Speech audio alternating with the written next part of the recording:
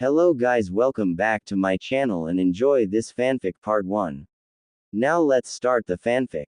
Naruto Uzumaki was sleeping in the arms of the third Hokage. The old man was still trying to deal with the knowledge that the fourth had just sacrificed his life to seal away the spirit of the nine-tailed fox demon in his own son. Minato, I hope you knew what you were doing when you made Naruto the jailer of such a thing.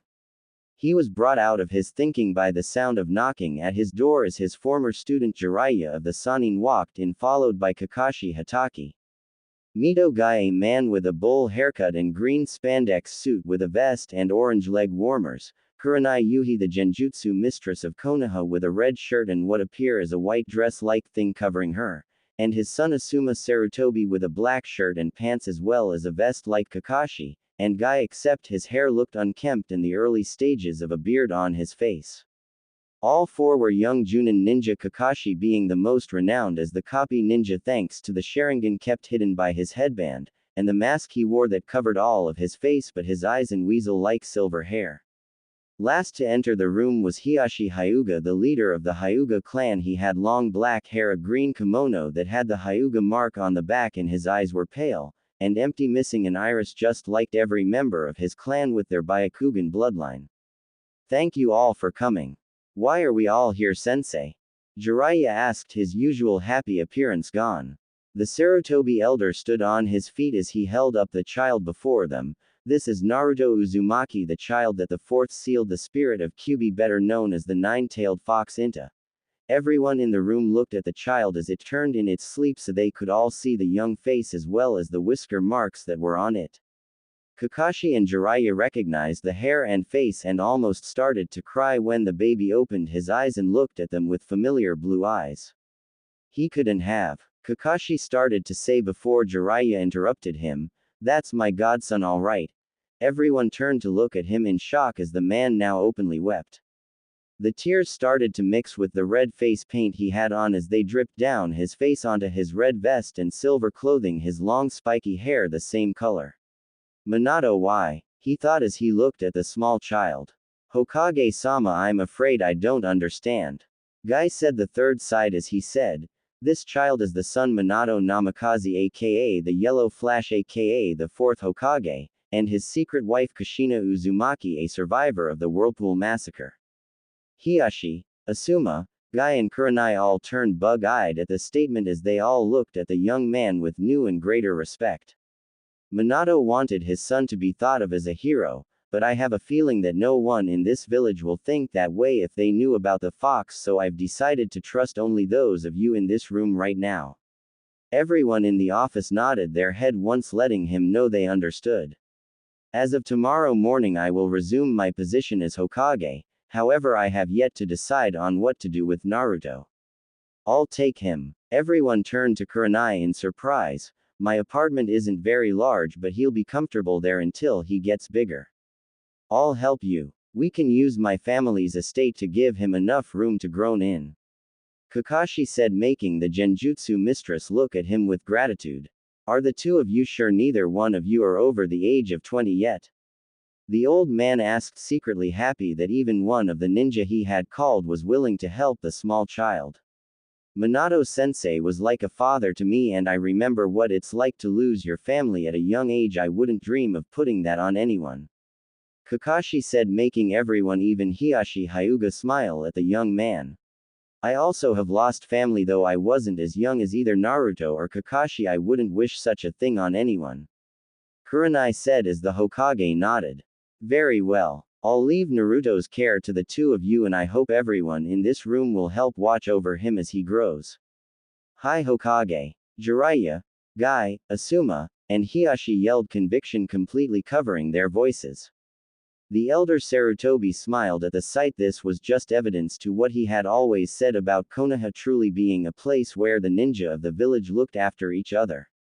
Alright, as of right now Naruto Uzumaki no longer exists. He is now Naruto Hatake Yuhi, adopted son of Kakashi Hatake and Kurenai Yuhi. Dismissed. Kurenai walked forward and took the baby from the Hokage's arms and listened to him coo as he shifted and snuggled into Kurenai's body and fell back asleep. I'll lead you to the place. I'll have Neji's old bed sent to you. I'm sure Hazashi won't mind helping out a starting family. Hiyashi said as he smiled at the new parents. Thank you. Kurenai said. Kakashi nodded his thanks as the two of them were leaving the office. The sliver-haired Sanin said. When the time comes, I'd like to help train him. Mainly signing the Toad contract, summoning, and the Rasengan. Kakashi nodded.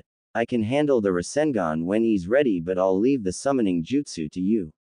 Jiraiya smiled as he said, alright, I'll see you two in about 13 years. Kurenai and Kakashi nodded as they left the Hokage's office. Do you think they can handle parenthood? I have complete faith in the two of them. Kurenai will make a great mother, and who better to watch over Minato's son than his own student? Jiraiya nodded his head. He would have taken Naruto in himself, except that the road was no place to raise a child, and with his constant traveling as well as keeping up his spy network. Not to mention what it would have done to his research time. The streets of Konoha were empty as the sun's rays starting to illuminate the grounds. The only ones seen were two Junin ninja as they headed towards their new home. I don't think it's safe to leave Naruto looking like his biological father, at least not completely. At the very least we should change his hair color. Kakashi was in deep thought as he said, that plus the Hitaki family tradition should help keep him hidden. Hitaki family tradition. From a young age all of us wear these masks. My great-grandfather started it as a way to both keep his identity hidden from the world and to make himself appear mysterious. From the time my mother and father took me out into public, I had one of these masks on over the years. Kurenai was surprised to hear that. So that's why he's always wearing that mask. She thought as they continued to walk. He should have your hair color. Black hair is more common than sliver. Kakashi said as he looked at the baby in her arms. A little piece of the both of us, huh? Kurenai asked in a teasing voice. Kakashi gave a quiet laugh as the two of them continued walking. Kakashi was surprised when he heard his laugh. He had been sure it would have been years before he heard it again. The two of them walked until they came to a house. It wasn't as large a house as you'd expect from, say, the Hyugas or the Uchihas, but it was big enough for a family of 6 with a large front and backyard. Kakashi hadn't laid eyes on it since his father had committed suicide after he had broken down from his years as the captain of an Anbu team. The White Fang of Konoha was placed on the memorial stone, though few knew the real reason behind his death. I hope this isn't the way you live. Kakashi smiled as he said, I haven't been to this house since my father died all those years ago when I was in the academy. Kurenai looked like she regretted her words after she heard that. I'm sorry. You couldn't have known. Kakashi said as he pulled out a key and unlocked the door. He opened it. Looks like it all mainly exterior damage. He said as he looked at the home of his childhood. That's good, it'll save us some money on fixing the place up. The kunoichi said as she looked at the white walls of the house. The two were barely into the hallway when there was a knock at the door. That was fast. Kakashi thought as he opened the door for an identical match of Hiyashi Hyuga if it wasn't for the headband across his forehead. Hello Hazashi, thank you for coming by so soon. My pleasure Kakashi, I've brought a few things with me along with the crib that Neji used to use. The man said as he lifted a backpack, some dippers, clothing, and whatnot you might need until you can stop by a store to collect the rest of the materials. Thank you very much. Kurenai said as she walked over to them. He looks very peaceful. May I? You'd be lucky if you did. Kurenai hasn't let anyone touch him since we've left the Hokage's office. Kakashi said, teasing her a little bit. The grown woman just scowled at him as she stuck her tongue out at him, and left the new father with the Hyuga member. See what I mean? We've barely had him for half a day and already she's overprotective. Hazashi just laughed as the two men walked down the hallway and into the room across from the master bedroom. This used to be my room, I think it's the best place for him. Kakashi said as he opened the door and started to clean up the room a little for his new son. While he did this, Hazashi set up the crib and set the backpack of supplies on the floor next to it. One tip. Take turns taking care of him at night, it helps with the sleep depravity. Hazashi teased as he left the homestead, laughing a little. I don't think I like that little jab you made towards me. Kurenai said once she walked into the nursery. Well, it's true, ever since we got him I've yet to be able to hold my son because his mother doesn't seem to want to let him go. I was taking him into the other room to put up the genjutsu around his hair. The young woman defended herself, making Naruto turned in her arms as both parents flinched at the sight, afraid that they had woken him up. After he continued to sleep for a few seconds, both of them released a breath they hadn't realized they were holding. How about we keep the fights to after we close the door? Agreed, Kurenai said in a softer tone as she laid their son in the crib. Kakashi was surprised how much the darker shade of hair seemed to affect his appearance, so much so that he lifted his headband to look at the genjutsu with his Sharingan eye. Very well placed, Kurenai. Thank you, she said as he lowered his headband, covering his eye again. Once she got over the shock of seeing the Uchiha bloodline, she asked him. Where did you get that? My teammate Obito Uchiha gave it to me when he died. I had lost my left eye, and while he lay dying under a rock pile, he had our other teammate Rin give me his eye to replace mine. That was the same day that I learned that one that breaks the rules is trash, but one that would abandon a comrade is worse than trash. It's a good lesson to teach Naruto once he's older. I planned it to be lesson number 1. Kakashi said as he opened the bag and pulled out a baby blanket and placed it on their new son to keep him warm. Let's get some shut-eye. Tonight's battle took a lot out of everyone, Kurenai suggested as they both walked out of the room. Kakashi pulled out one of his Ikik books. He better not find one of those till he's 19. Kurenai warned. 13, 18, 15, 18. She said a second time, making Kakashi turn to see her red eyes glaring at him. He just sighed as he said, all right, 16. Thank you. Wait a minute. Too late, 16 it is, Kakashi said with a small laugh as Kurenai threw a kunai at his head, which he ducked without looking up from his book. All right. 17. He said in a bored voice. Thought she knew that was just his normal tone. Fine. But if I find out that you've let him read any of that beforehand, I'll burn every one of them. Kakashi's visible eye widened as he looked at her. You wouldn't try me. Kakashi knew from the tone in her voice that she was absolutely 100% serious, so he sighed again, this time in defeat, as he said. All right, I'll make sure to keep them hidden from him. Thank you. You're welcome, he said in a defeated tone as he moved to lie down on the couch. Take the master bedroom, I'm sleep here. This is your. For the duration of Naruto's life, it's our house, and since neither one of us knows each other that well, I'll sleep here and you can have the room. All right, if you're positive. Kakashi nodded as he went back to his book. Kurenai woke up a few hours later to the sound of Naruto crying. As she walked to his nursery, she caught the start of a voice singing to her new son. Love is not proud. Love does not boost. Love after all matters the most. Love does not run. Love does not hide. Love does not keep locked inside. Love is a river that flows through, and love never fails you. Love will sustain. Love will provide. Love will not cease at the end of time. And love will protect. Love always hopes. And love still believes when you don't. Love is the arms that are holding you. Love never fails you. When my heart won't make a sound. When it can't turn back around.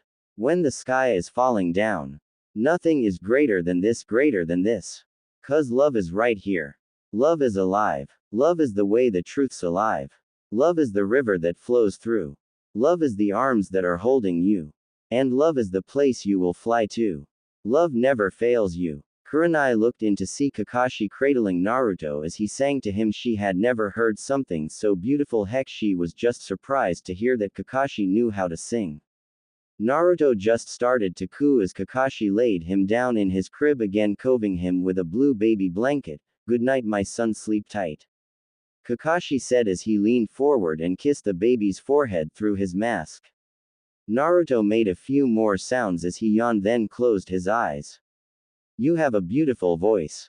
Thank you. What song was that? I don't know. I heard Minato-sensei sometimes sing it to Naruto when he was still inside the womb. I just thought he'd want to hear something familiar. Kurenai felt a part of her heart throb at the words. That's very generous of you, Kakashi. I remembered that the little things that my parents used to do are the things that stuck with me the most when I thought about them. Kurenai walked over and looked down at the newly dark-haired boy. He sleeps so peacefully it's almost like to him nothing at all has changed in his life. He knows that there has been a change. He just doesn't realize it yet.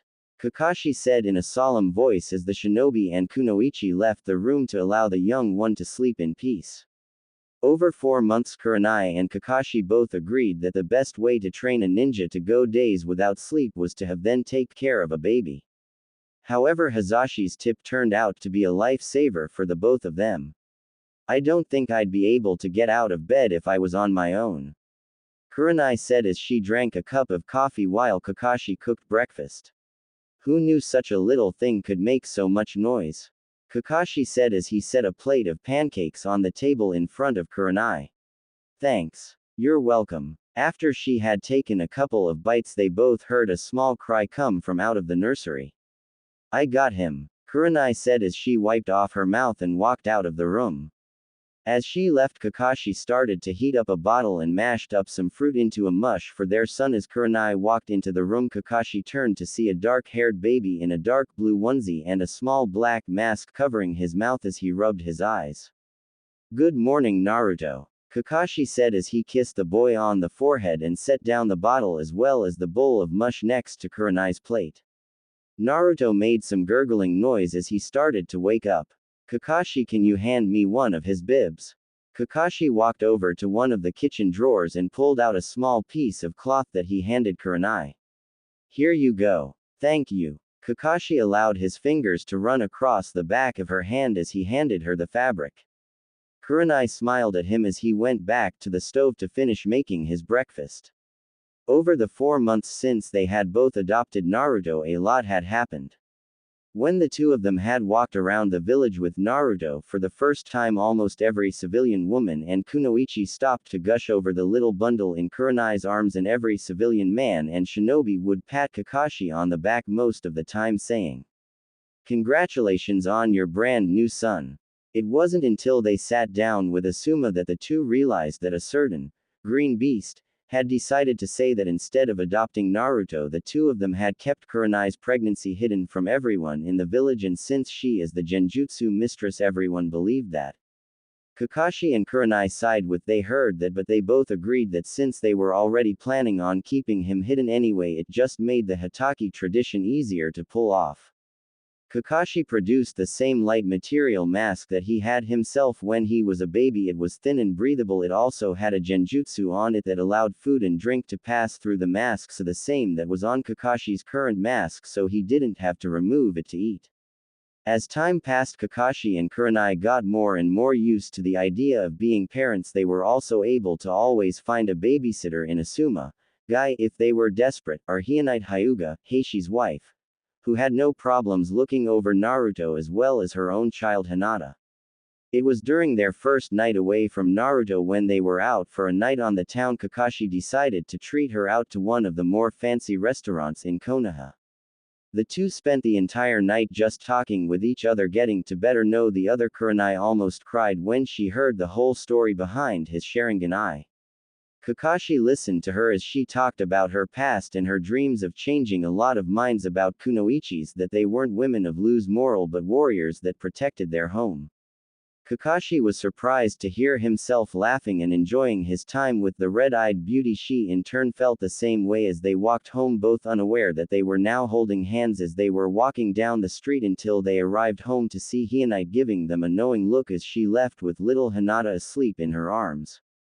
Both Junin blushed. Although Kakashi's mask kept it hidden, over time the two of them went on a few other dinner dates, getting to not only better know each other but also as a way to try and help make Naruto's life easier in the long run. One night in particular, when Kurenai came home sore after a long day of training, as she walked through the doors holding the back of her neck, rough day. That's putting it mildly. Kakashi gave a small laugh as she sat down next to him. Here, let me help, he said as he turned and made her turn her back to him. What are you, She gave a comforted sigh as Kakashi started to work the kinks in her shouldn't neck as he worked deeper into her sore muscles. Kurenai moaned a little as she leaned forward. Where did you get these magical fingers? Kurenai asked in a breathless tone. I was born with them, Kakashi said as he started to work on her lower back. Thank you for this. No one has ever done anything like this for me in the past.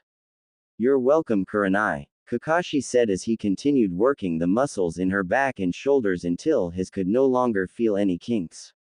Now your feet, he said. Are you sure? Trust me, it'll help. Okay, she said as she made herself comfortable on the couch and rested her feet next to him. As he started to work on her feet, Kurenai moaned at his touch. God, I did needed this, she shouted in her mind. Kakashi smiled as he worked. It wasn't often that he was able to make a woman sound like this, but he wasn't thinking of this as something from Ika Ika Paradise. He saw it as a way to help a fellow ninja.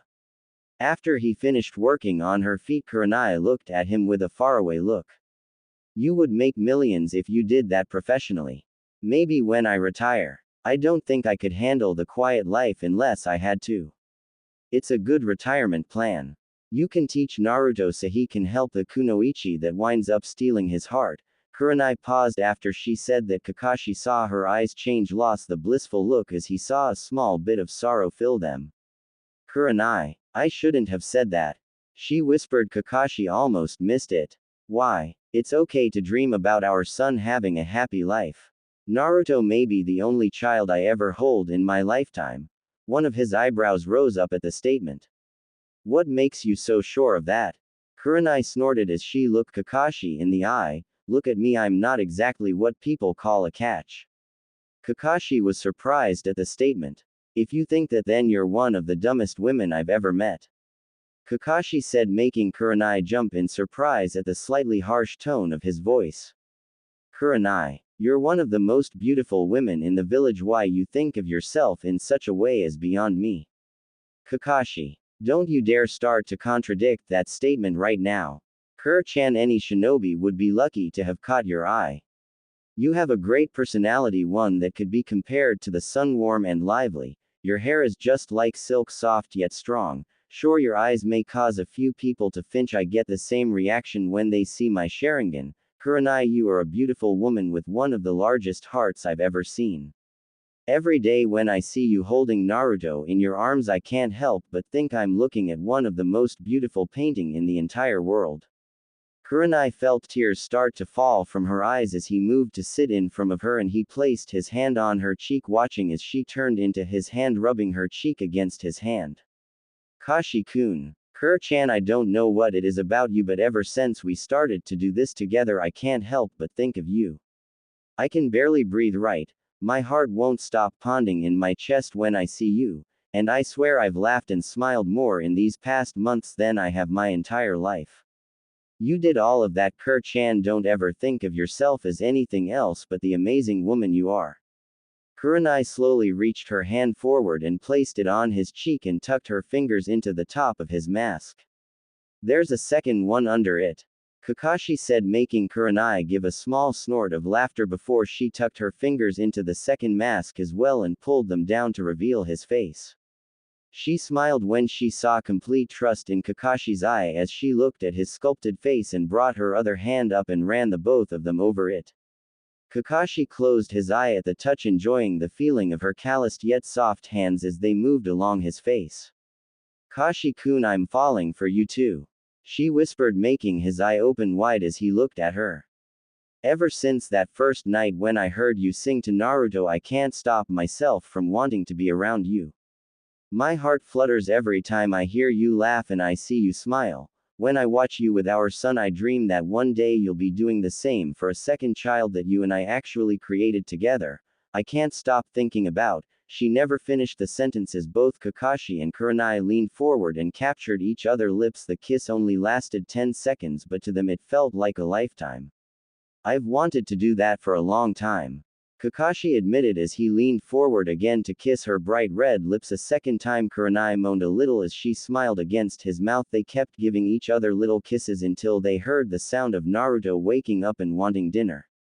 Ever since that night, the two of them became an official couple, although the only ones who really knew they were a new couple were Asuma, Guy, Hiyashi and his family. and the Hokage everyone else in the village just thought they were so sweet together, especially when they had little Naruto with them. The little tyke was always happy when they were walking around the village. He'd laugh every once in a while, a sound that melted not only Kurenai's heart but the heart of every woman in the village that heard it.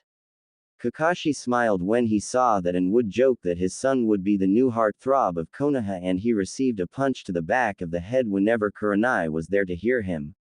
"Don't talk about my baby boy like that, or I destroy your favorite books before they're a bad influence on him," she always said with a smile, while Kakashi felt a shiver run down his spine.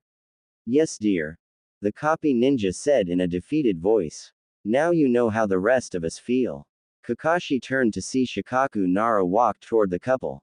Shikaku was walking with his wife Yoshino and their young son Shikamaru. Shikaku was wearing his trademark vest that stuck out in all directions on the top, gray guards on his shoulders, and purple gloves and pants, as well as ninja sandals.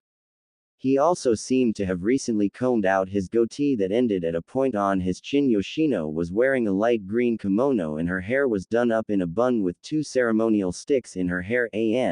I didn't want to call them chopsticks. It was rather sneaky of the two of you to keep such happy news from us, Yoshino said to Kurenai as she looked down a smiling Naruto. "I didn't want to be pulled from active duty, though I may rethink that if we have a second one." Kurenai smiled as she saw the Nara heir sleeping soundly in his mother's arms. "Must you have him wear that mask?" "Afraid so. It is tradition in my family," Kakashi said with an eye smile at the woman. "He's a very lively thing. He'll be a troublesome young man," Shikaku said as he shook his head. "Just because he isn't lazy like you doesn't mean he'll be troublesome," Yoshino said, looking at him that he knew all too well. Shikaku sighed as looked over at Kakashi. "See what I mean?" "Not really. Kur-chan has only given me warnings about Naruto picking up my habit of always being late or my addiction to Ika Ika." Shikaku looked up at him and snorted. "Lucky ba." Kakashi looked frightened as he clamped his hand over Shikaku's surprised mouth. "What were you about to say?" Kurenai asked in a sweet tone and a little smile with her eyes closed. Even though she looked harmless and kinda cute, both men felt a shiver run down their spine. Nothing," Shikaku said. "That's what I thought," Kurenai said as Yoshino and her walked ahead of the two of them. Once she was turned away from them, both of them breathed a sigh of relief. Shikaku-san swearing in front of Kurenai when Naruto is around is a worse taboo than calling an Akamichi fat. "Right, I still remember the way Shuza reacted to that word," Shikaku said, remembering his friend's reaction was considered deadly to the person that attacked. Shikaku shivered, trying to think of what could make that seem worse. "We're actually on our way to meet up with some of the other shinobi parents. Why don't you three join us?" "I think that's a great idea. It'll allow the children to get to know each other better." Kakashi smiled as the two walked up to their families to hear the remnants of the same conversation. "That sounds like a great idea, allowing all of this generation to meet one another," Kurenai said. "Then we're all agreed. Let's head to that park for the picnic. Don't worry, Inoichi always packs way too much. He's always ready for Shuza's appetite," Shikaku said as he wrapped his arm around his wife's waist as the four parents walked towards Konoha's Memorial Park. The four walked into a scene that made them all smile. So far, all of the clans and their heirs had shown up. Kurenai smiled seeing little Ino trying to play with Hinata, who was being very shy. Choji and his father were sitting close to the food so they could get it as soon as available, though Choji was going to be getting some of the Akamichi baby food instead of anything he saw in front of him. Kiba was playing with his sister Hana's canine partners, and Shino, wearing a tiny pair of sunglasses, just sat there and watched everything. Hizashi had brought Neji along with them. The 1-year-old just stood near Hinata like a little bodyguard. They also saw a little girl there with 2 buns in her hair almost like panda ears, but since she was walking next to one of Chira Misuzaki, the best weapons mistresses of Konoha, could only mean she was Tenten Misuzaki. "Hey everyone, I've brought along the Hitakis," Shikaku called out, making everyone turn to see the most talked about couple in Konoha. Kakashi just smiled as waved at them while Naruto started to wake up, making Kurenai smile down at her son. Naruto laughed at his mother's smile, making her heart melt at the sweet sound. She sometimes wondered if Naruto laughed just to make her smile more. Sume Inuzuka smiled at the sound. Kiba, come and meet a possible teammate of yours, she said as she lifted her son up out of the reach of Hana's triplet dogs. The other parents smiled as got up with their respective child as well. Hinata, having spent the most time with Naruto, smiled at her friend. Naruto smiled as well as his little hand moved up and down in a crazed wave-like motion that made the parents smile at his antics. Ino tried to pull off his mask only to see a second mask underneath it, making a few of the parents want to face fault. Each of them had been hoping to see little Naruto's face. His father and mother laughed at the looks on all their faces. It looks there is yet another mysterious Hatake in the world. A loud voice called out, making everyone there flinch at the sound as Mito Guy appeared holding a mini version of himself, eyebrows and all. Everyone, I'd like you to meet my adopted son Rock Lee. That poor kid. They all thought. Kakashi, let it be said here and now, my youthful son will beat yours, my eternal rival. Theirs will be a great rivalry that will outclass even the two of us. Kakashi the entire time was playing with his son when he looked up at Guy and said the words that always drove him nuts, You say something. Guy screamed in dismay. Darn you Kakashi and your too cool attitude. Everyone there, even the kid, sweat dropped at the man. Just you wait Kakashi, in no time Lee will be ready for the flames of youth. Kakashi turned Kurenai and Naruto away from the man and called out to the others, don't look. Mere seconds later they heard screams of horror before they, the Naras, and Abarames, turned to see everyone else on the ground, all of them victims of Guy's sunset genjutsu. Kakashi kneeled down and checked Sume's vitals. They're alive. Well, the adults are alive, I don't know about the kids, a monotone voice answered. The children are okay, but it looks like they have been scarred for life. Thanks for the warning Kakashi-san, Shino's mother said in a monotone voice. It was no problem, I've seen what that genjutsu does to people, I can't break it even with my Sharingan. The adults that were standing shivered at that motion. They should all be able to awaken in about an hour, Kakashi said as he looked towards Guy. Who let you adopt that poor child? When I saw this little guy, the first knew he was meant for the flames of youth, and since he's an orphan I adopted him. Kakashi shook his head. Guy, you are just too much, he said as the other parents started to awaken. Time skip, 4 years. Naruto Hatake woke up as the morning sun's rays hit his face. The 4-year-old stretched out his arms as he woke up and walked out of his room towards the kitchen, still wearing his pajamas. Morning sun. Kakashi laughed as Naruto sat down at the table. Not long after, Kurenai walked into the kitchen dressed in her nightwear as well. Morning Kur-chan. Kurenai said as she sat next to her son. Kakashi laughed again. Although Naruto was adopted, he wound up inherited a few things from them both. From Kurenai, Naruto seemed to have picked up her slow waking syndrome, as Kakashi liked to call it, since neither one of them actually woke up until their morning cup of milk coffee.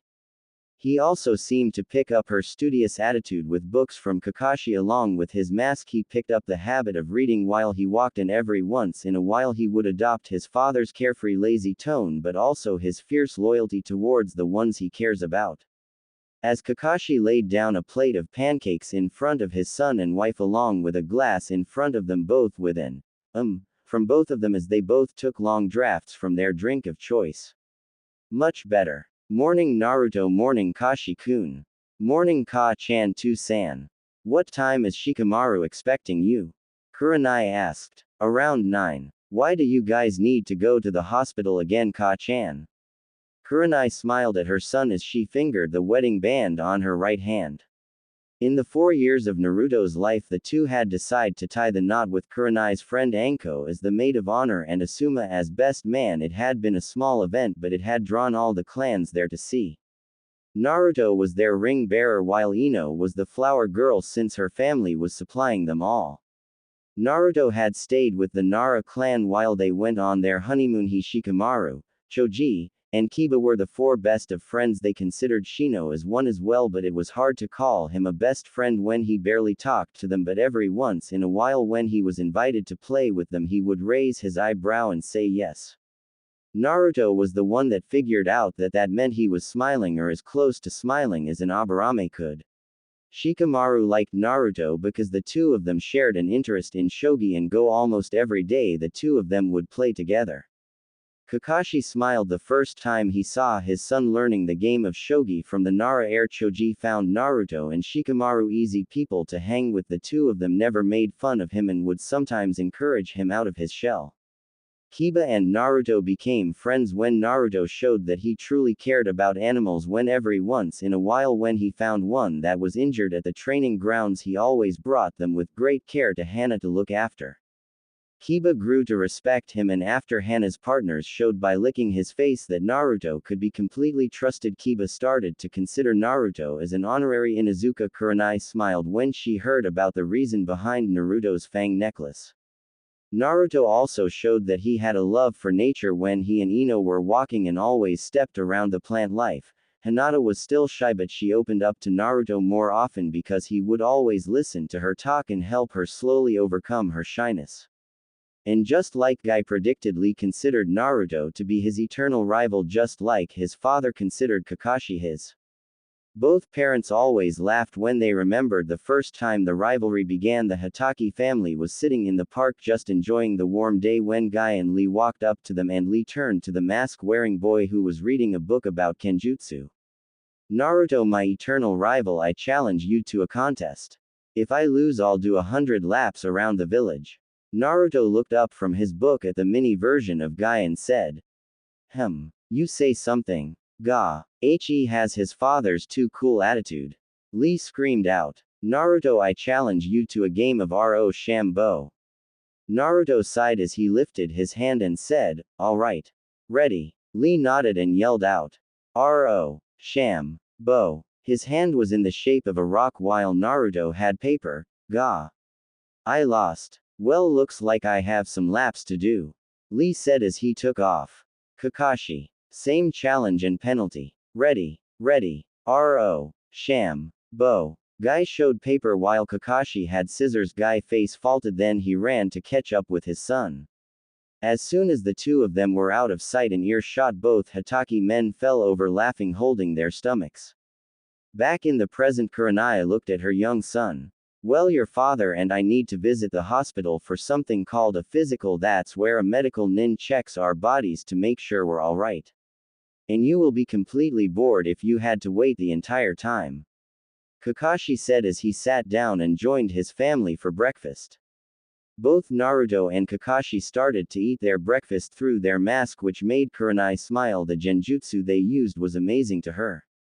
Naruto's mask was a dark blue while his father's was black. After breakfast, Naruto dressed in his workout cloths and followed his morning routine of laps around the house, push-ups, sit-ups, and taijutsu practice with his father. Kurenai at first was worried that they were starting his training too soon, but never said anything when she heard both father and son smile and laugh as they trained together. Kakashi set up a wooden dummy and grabbed a couple of black straps. These are training weights, son, 3 pounds apiece for now until you get older. Do you know why we use these? To increase strength and speed. Very good. Now strap these one and let's get to work. Naruto nodded as he put on the weights and stood up. Now I want you to wear these at all times except when in the bath, of course, or if I tell you to.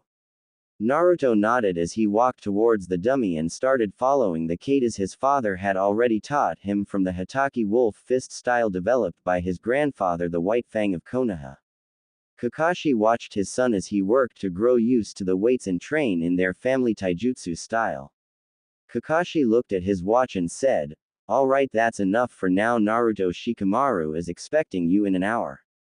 Naruto nodded as he stopped and walked inside to shower and get dressed. Kakashi walked over towards the dummy and saw the fissures Naruto's fist had started to make in the wood. Kakashi smiled with pride. He's on his way to being a powerful shinobi. As he felt a presence behind him. Yes, what can I do for you? Kakashi said to the air, only for a weasel-masked Anbu to appear before him. Hitaki-senpai, Hokage-sama requests the presence of you family in his chambers at around 2 in the afternoon. Very well, we'll be there. The Anbu nodded as he vanished from sight. Surprise engagement. A mother's broken heart. Naruto walked through the streets of Konoha. In his hands was a book about the different styles of kenjutsu depending on your weapon of choice, or in Tenten's case multiple choices. That was until he had a familiar voice call out, "Naruto." The young Hatake sighed as Lee and his father Guy ran up to him. Even though Lee was technically a year older than Naruto, there were times where everyone, though the bushy-browed young man was the younger of the two. "My youthful rival, how are you this morning?" Naruto waited a few seconds before he looked up from his book. "Huh, you say something?" Lee and Guy both started almost pulling their hair out as they screamed, "Darn that too cool Hatake attitude." Kakashi sneezed when he walked into the hospital with his wife but just shrugged it off as they walked into the waiting room. "Naruto, I challenge you to a race. I'd like to leave but Shikamaru is waiting for me." Lee fell face first into the ground as his challenge was pushed aside like that. "Maybe next time, Lee," Naruto said before he walked away reading his book again.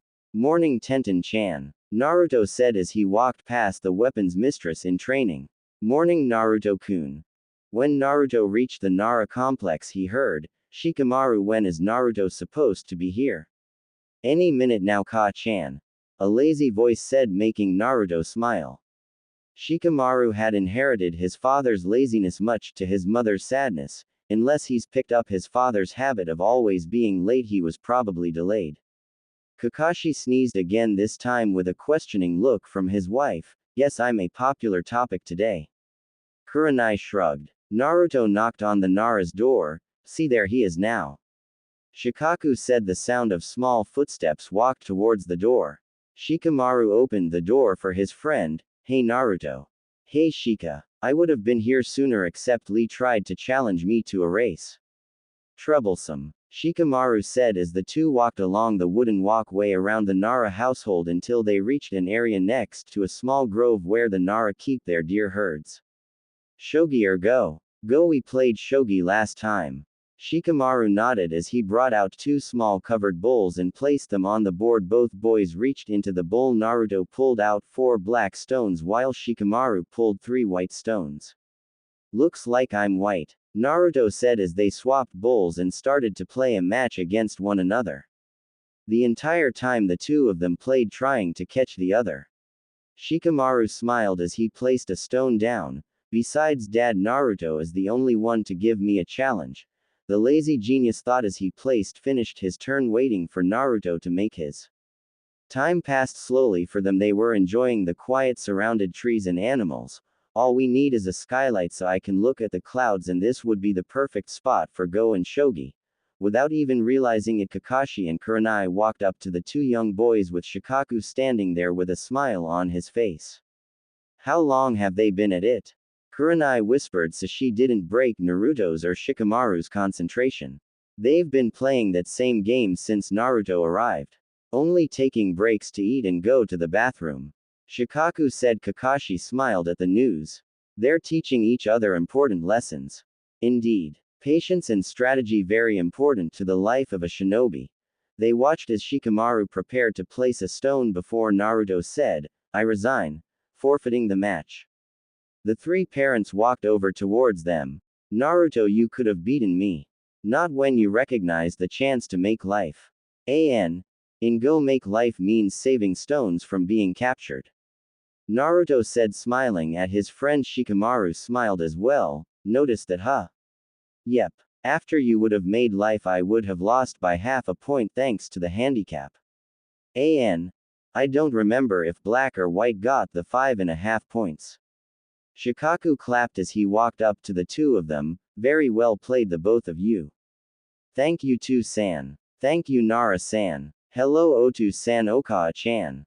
"Yo," Kakashi said as he looked at the Go board covered with white and black stones. "Shikaku, Shikamaru, it's time for the meeting with the Hokage." Yoshino, Nara's voice said from inside the clan leader's house. Both father and son sighed. "Troublesome," they said together. "We're going as well, Naruto," Kurenai said with a smile at the young masked boy. Naruto nodded as he stood up and walked with his family towards Hokage Tower, Shikamaru and his family following them. Soon Naruto was surprised to see that not only were the Nara and Hatake family were there but all of his other male friends as well. Choji, Kiba, and Shino were there with their parents standing behind them. Neji and his father were there as well. Naruto nodded at the older boy who nodded back. There was also a boy he didn't recognize standing nearby. His hair in the shape of a duck's. Behind him stood a man with a serious expression and a woman who looked like a very caring person. It took Naruto a moment to realize that the only other boy missing was Lee. Gigi-san wears bushy brows and uber brows. Naruto asked, getting a snicker from Hiruzen Sarutobi while the strangers in the room all gave him a look of disbelief. Well, Naruto, this is a political meeting. One where Guy and Lee's kinjutsu would cause a lot of problems. At the mention of the forbidden sunset genjutsu, everyone that had ever seen it felt a shiver run down their spine. I have called you here because it has been decided that to improve the relationship between Suna and Konoha, and both councils have decided that an arranged marriage between the daughter of the fourth Kazekage and one of Konoha's sons. As you've noticed, all but one of you belong to one of our clans, the Aburame, whose chakra bugs are famous for their ability to drain one of chakra, the Akamichi, whose taijutsu and clan technique are considered great in strength, the Hyuga clan, famous for their bloodline, the Byakugan, the Inuzuka, who along with their partners are some of the world's best trackers, the Naras and their ability to work with deers to use their antlers for medicine and for producing lazy geniuses, and finally the Uchiha clan with the Sharingan bloodline. Not to mention the Hatake family, whose patriarch and matriarch are famous within their own rights, Kakashi the copy ninja and Kurenai the genjutsu mistress of Konoha. Naruto looked over at the Duckno named Uchiha to see him glaring at the Hatake family. Why are they here? You've gathered all the male clan heirs, but they aren't part of a clan. The young Uchiha asked in a voice that sounded full of contempt. The man standing behind him showed a little smile while the woman looked worried about the young Uchiha's attitude. Naruto kept his cool as he saw that all of the clan heirs, including Neji, look at the Uchiha like he was scum. Kakashi and his family were requested to appear by the Kazekage himself. The third said, making everyone look at the man in surprise. The young Uchiha looked like he was ready to comment when there was a knock at the door. Enter. The door opened for a man wearing white robes trimmed with blue. His short brown hair was spiky and his eyes were light brown. Next to him walked a miniature version of him and a little blonde girl. Behind him was another little boy with red hair holding the hand of a young blonde. Ah, Kazekage-sama, welcome to our village. Thank you, Hokage-sama, I see you have gathered them all. Indeed, may I introduce Shino Aburame, Choji Akamichi, Neji Hyuga, Kiba Inuzuka, Shikamaru Nara, and Sasuke Uchiha, all heir of the clans of Konoha. As well as Naruto Hatake, son of Kakashi, and Kurenai Hatake.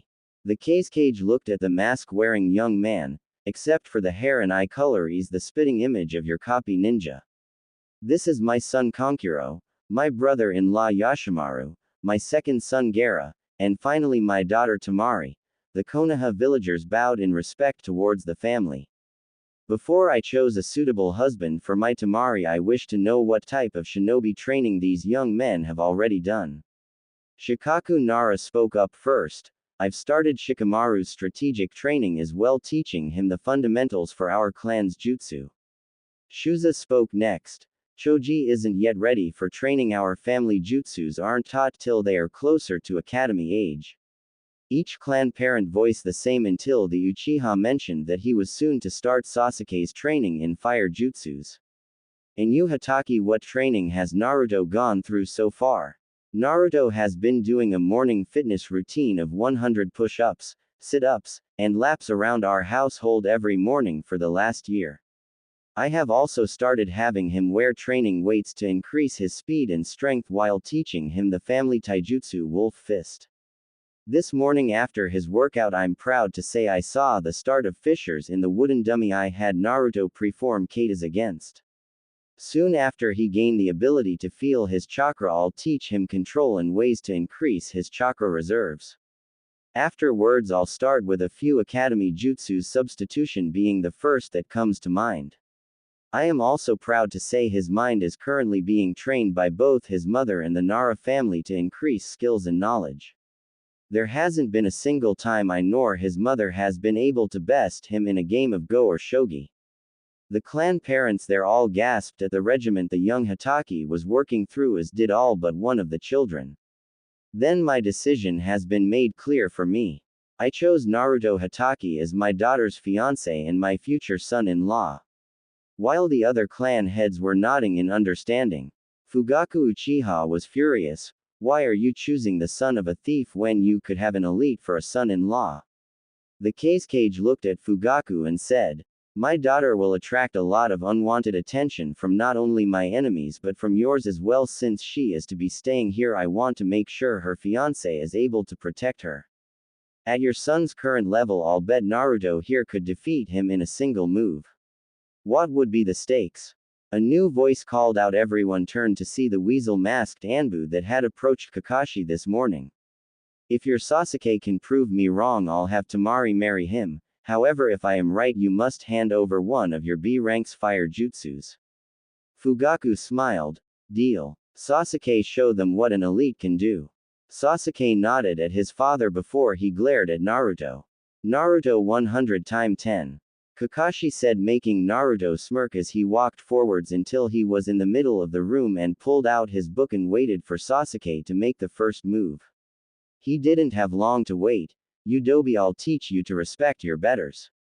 Sasuke yelled as he charged Naruto, his fist ready to swing only for him to hit air. Too slow. Naruto said, making Sasuke look behind him to see Naruto kneeling on the ground, his hands in the tiger sign. You lose. Leaf Village Secret Finger Jutsu. Naruto cried out as he stabbed his fingers forward, making Sasuke cringe when he felt the fingers violate his sand shot into the air in pain. 1,000 years of death. Naruto cried out as Sasuke shot forward and hit the roof of the Hokage's office and falling onto the ground out cold. Naruto kneeled there waiting until he started to hear someone snicker. He looked behind to see the Kazekage's son Kankuro trying desperately to hide his laughter until he couldn't take it anymore and burst out laughing. Kiba wasn't far behind him. Soon all of the young men, Temari, and the parents except for the Uchihas were almost rolling on the ground laughing at the sight they had just seen. Even the Anbu snickered a little as he pulled out a scroll and handed it to the Kazekage. 1B ranked Uchiha fire jutsu as promised. The Kage nodded as he placed the scroll in his robe pocket. Now that is settled. Temari, you will be staying here with your fiancé and his family.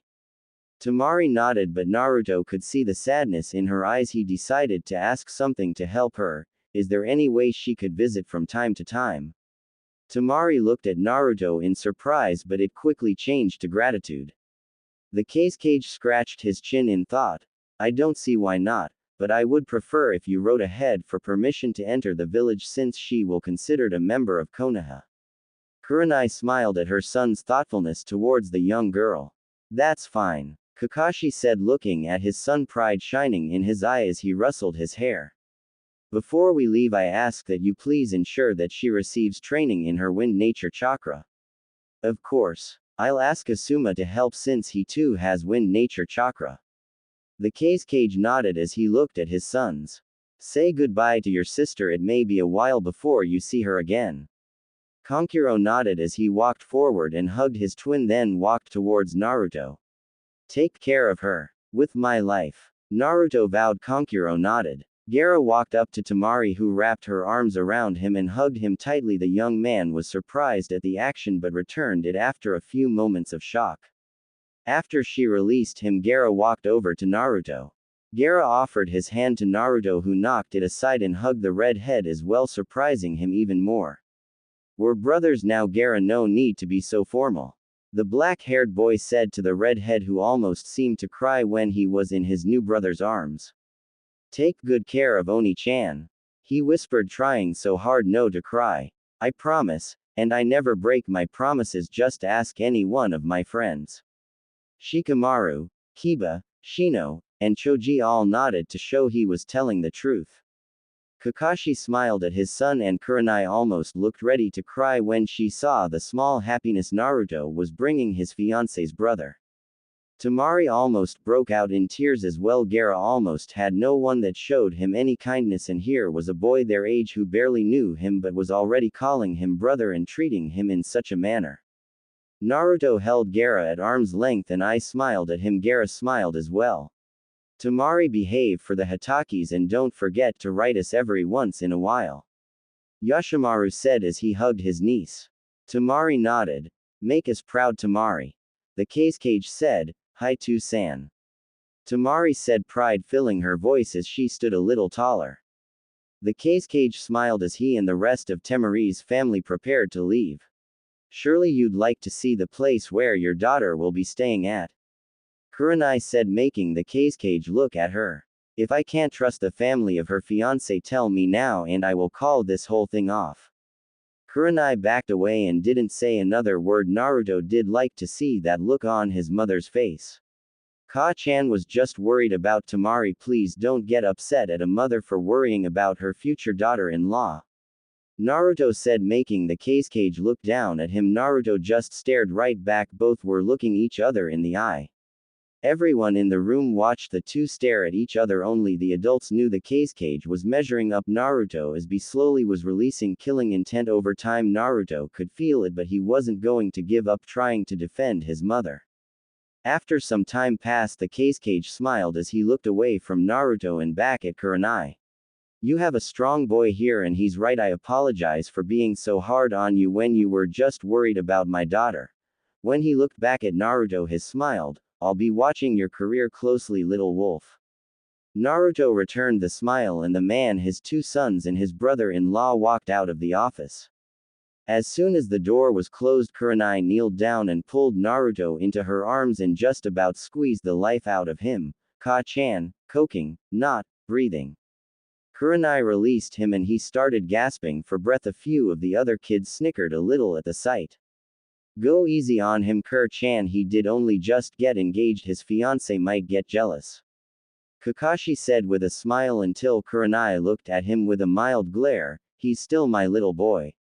Yes, but if you coke him to death with one of those hugs, you'll also be responsible for the war between Suna and Konoha.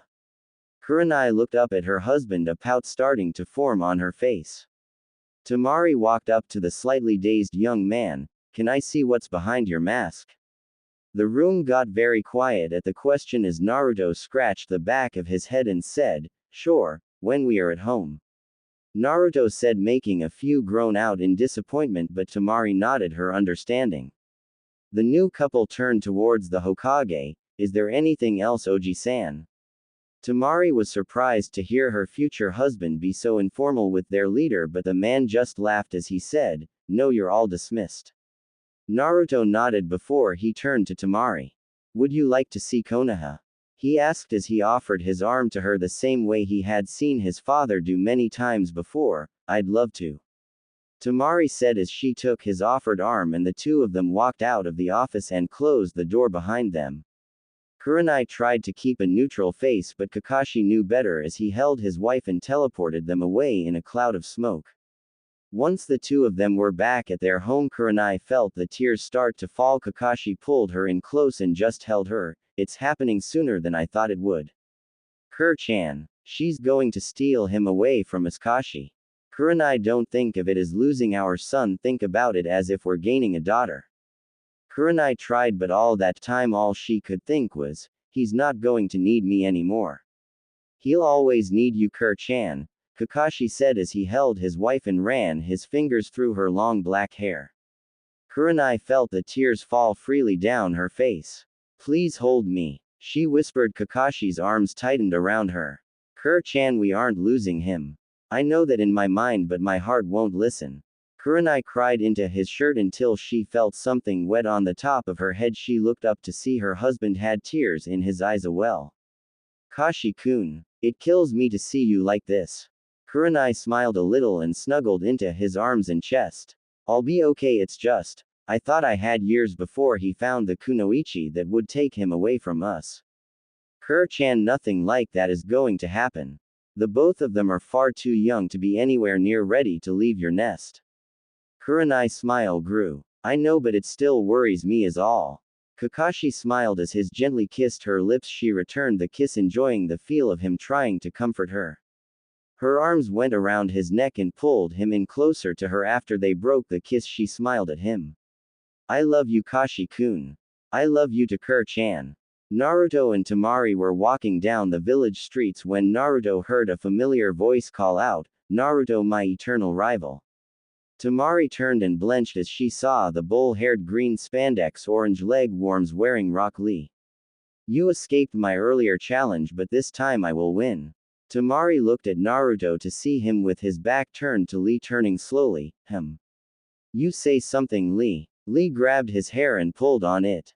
Damn, that too cool Hatake attitude. You'll see one of these days you will acknowledge the flames of youth. As Lee started to strike his good guy pose, Naruto turned Temari away and covered her eyes, yelling out, don't look. Temari was wondering what was going on until she heard them. The screams of pain and torment coming from all around them, only to be silenced a few minutes later. Naruto uncovered her eyes and slowly turned the two of them back to see every villager near the bushy-browed freak was passed out on the ground. Choji. A girl screamed, making Naruto and Temari turn towards it and run to see what the problem was. They arrived to see Ino kneeling on the ground, Shikamaru next to her, while Choji was on his back looking like he had suffered a seizure. Choji, you poor brave fool, why?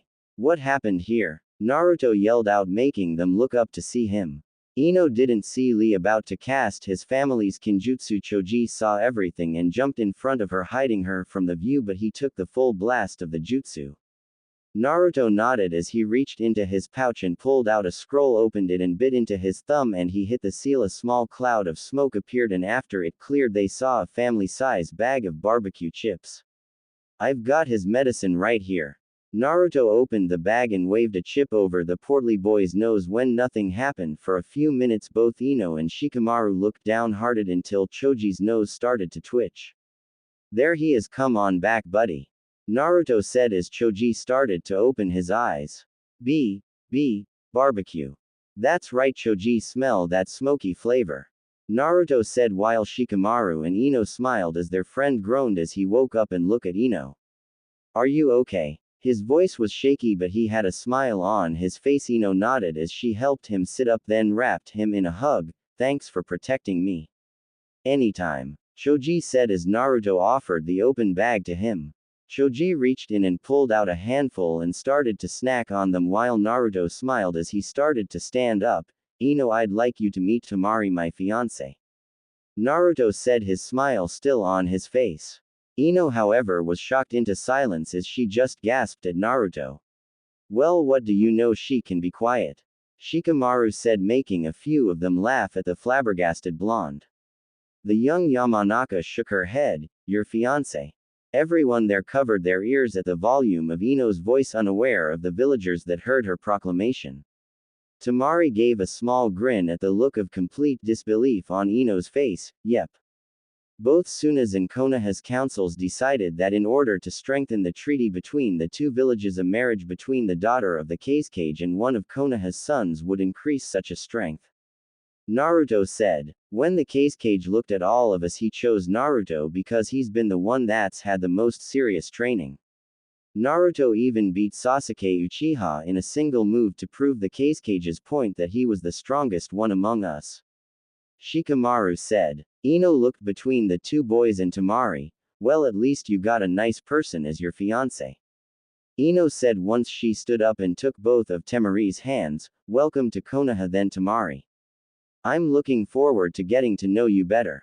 Temari smiled and nodded. Naruto smiled as well as he offered his arm to Temari again. Thanks, Ino. I'm going to show Temari around. Ino nodded as Temari took his arm again and the two of them started walking around the village. While I understand you turned us around and covered my eyes to protect us. What were you protecting us from? Lee and his father Mitogai have a forbidden genjutsu that goes with their flames of youth. Speech. Everyone that has ever seen it has experienced pain from the effects. In fact, some of their victims can't look at a sunset again without shivering in fear. Temari nodded. That would explain the almost seizure-like effects it has on people, but how did waving a potato chip over the FA Naruto covered her mouth in fright and looked around to make sure Choji wasn't nearby. Once he saw they were in the clear, he looked at Temari and said, "It's very taboo to call an Akamichi that word. Unless you're looking for a fight, please refrain from using it." Temari nodded as he removed his hand from over her mouth. Naruto showed his scroll to Temari. "This scroll is filled with items that each of my friends associate with their hobbies or favorite foods. If they are unfortunate enough to be hit with that forbidden sunset genjutsu, I have an item to help wake each of them up from the trance." Temari nodded as he put the scroll back into the pouch on his side. Naruto showed Temari everywhere in the shinobi district, introduced her to a few more of his friends. Tenten and Temari seemed to hit it off the best when Naruto showed her the weapons shop. The last place he stopped at for the day was Ichihara's ramen stand. "Well, if it isn't Naruto, and who is your friend?" "Hey Oji-san Ayame Onichan, this is Temari, my fiance." Temari, the world's best ramen cooks Toru, and his daughter Ayame Ichihara. Although both were surprised to hear that she was his fiancé, both Ichiharas smiled at the little girl, who smiled back. "So what will it be today, Naruto?" "Well, I'll have miso pork, and what would you like, Temari-chan?" The girl was surprised to hear the suffix but smiled as she looked at the menu. "I'll have the vegetable ramen," she said. Once she had made up her mind, the chef nodded as he started to work on their orders with a smile. "To-san and Ka-chan bring me here every once in a while, it's kind like the family get-together place," Naruto said with a smile that made Temari smile as well. "Thank you for being so kind to me today, Naruto-kun." Though his mask hid most of it, Naruto blushed at the suffix and looked at her. "You're welcome, Temari-chan. And thanks for asking if there was any way for me to visit Suna again," Temari said, her voice sounding a little sad, but she was surprised when he placed his hand on top of hers. "Family is very important. I couldn't imagine going through life never seeing To-san or Ka-chan ever again, and I wouldn't wish it on anyone." Temari looked at the young boy in surprise but smiled and leaned into his side as two bowls were placed in front of them. They had only taken their first bites when a voice behind them said, "Yo, Naruto. I knew we'd find you here." Temari jumped at the sound, but Naruto kept his composure as he turned to see his mother and father walking into the stand hand in hand. "Hey To-san, Ka-chan, after showing Temari around the village, I brought her here to our family spot." Kurenai smiled at her son as she sat down on his left and Kakashi sat on Temari's right. "One chicken," Kurenai said. "I'll take shrimp," Kakashi ordered as the elder Ichihara nodded as he set to work. "So what did you see today?" Kakashi asked. Naruto let Temari tell them about how they had walked all around the shinobi district and around the nearby area, but before all of that we met this strange kid with a bowl haircut and green spandex with orange leg warmers. Kakashi and Kurenai looked frightened. "Naruto saved me from seeing some kind of sunset genjutsu." Both parents breathed a sigh of relief, and he helped Choji, right? She asked Naruto, who nodded, recover from his exposure. Kurenai looked at Naruto. Choji got hit. He was blocking Ino. She didn't see Lee and was about to get hit with the full blast until he jumped in the way and blocked the jutsu. Speaking of which, I need to remember to replace his medicine in my scroll. Kakashi smiled. Those three are just like their fathers, always looking out for each other. Naruto nodded as his father's bowl was placed before them. Temari watched father and son as they brought a helping of noodles to their face only for the food to pass right through their mask. Kurenai laughed at the young girl's surprised look. They have a genjutsu on their mask that allows food and drink to pass through them so they can eat without having to remove their mask. Temari sighed but nodded. "Why do you two wear masks to begin with?" "Family tradition," father and son said together after they had taken a drink of tea. "Do you ever take them off?" Naruto nodded. "When we're at home, all Ka-chan has to do is ask and To-san takes his off." "I'll do the same for you, Temari-chan." Temari smiled while both Kakashi and Kurenai were surprised to hear the endearing suffix so soon after they had met. "Thanks, Naruto-kun." That surprised them even more. A part of Kurenai's heart throbbed at the suffixes between them, but she smiled at how close the future husband and wife were getting. The family sat together and ate dinner. As soon as they finished, Kakashi paid for their bowls and Tamari took Naruto's arm again as they walked together, his parents walking in a similar manner behind them. "Why don't we getting something for dessert?" Kakashi asked his wife, who thought about it and nodded. "Naruto, head to the bakery, we're going to grab a cake for dessert." "Okay too-san," Naruto said as he led Tamari back to the bakery he showed her earlier. Once inside, the two of them looked at the cakes on display. Naruto decided to let Tamari pick the cake since she was new and she looked fascinated with the devil's food cake. "Fan of chocolate Naruto asked when he saw her eyeing the rich chocolate cake. Tamari blushed a little but nodded. "2-san, can we get that one?" Naruto asked, pointing to the devil's food cake. "Sure," Kakashi said as he paid for it and brought the boxed cake out of the store as they all headed home. Once the door to the Hitaki household was closed, Tamari turned to Naruto. "Naruto-kun, please take off your mask so I can see your face." Naruto smiled as he reached into his mask and lifted it and the one behind it over his head, revealing his whisker-marked face as he smiled at her. She was momentarily blinded by the beauty of his face. She lifted her hand and started to rub his cheek. As she did, Naruto turned towards her hand and almost seemed to purr at the feeling. Tamari smiled at her future husband Kurenai, and Kakashi walked into the kitchen and set the cake on the counter as pulled down some plates from the shelf and cut slices for the family to share. Both Tamari and Naruto were in the living room. Naruto had his head in her lap as she continued to stroke his whisker marks, smiling at the almost cat-like way he acted towards her touch. Kurenai walked in to see the scene and almost dropped the 2 plates of cake she was carrying as she walked in and set them on the coffee table and almost ran from the room and into her own. Naruto seemed to sense her sadness as he sat up and followed after her. Tamari looked sad at the idea that she was responsible, only to hear Kakashi say, "Back before Naruto was born, Kurenai's greatest fear was that she'd never have a child because she was known as the Konoha Ice Queen. Her greatest ambition was to not only become a genjutsu specialist but to also become a mother, so when she had Naruto she felt such a strong connection with him that she began to worry about what would happen when he fell in love and left our nest, so to speak. So she worried that I'm stealing Naruto away from her." Tamari asked, making Kakashi smile. "No, more like she's worried that Naruto isn't going to need her anymore." He sighed as he looked at the 5-year-old. "Kur-chan is afraid that Naruto, the baby she held in her arms, is growing up too fast and won't need her anymore. The idea scares her more than facing Orochimaru in battle."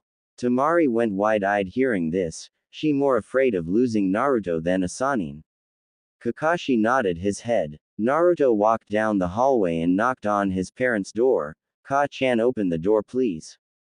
When she didn't answer, Naruto opened the door to see his mother sitting on the bed shaking. Naruto walked up to Kurenai and stood in front of her. "Oh, Ka-chan." Kurenai looked up, her eyes had tears leaking out of them, and before she opened her mouth, Naruto crawled into her lap and hugged her tightly. Kurenai returned the hug without a moment's hesitation.